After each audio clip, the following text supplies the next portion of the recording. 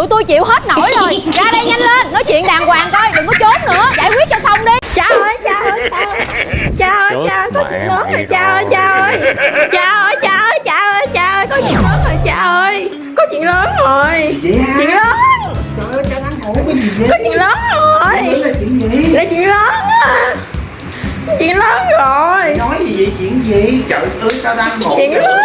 Ngủ, mắt tao yếu nữa mà mày làm như thế, trời ơi, chết tao. Mày tao chưa được đi khám này, mắt yếu chết rồi cho tao ngủ. Chuyện gì? Có chuyện lớn rồi. Chuyện lớn, chuyện gì? Có chuyện lớn. Cái gì mà có 10 con mang bầu bì ngoài kiếm cha kìa. Mày cô gì? Ai biết đâu. Cái gì vậy? Bầu bì kiếm cha kìa, quá trời ngoài luôn kìa. Ở đâu? Ở ngoài. Rồi mày quay phim làm gì vậy? Quay ra bằng chứng cho mẹ Trời coi. ơi! Mày quay phim làm gì vậy? Mà bằng chứng cho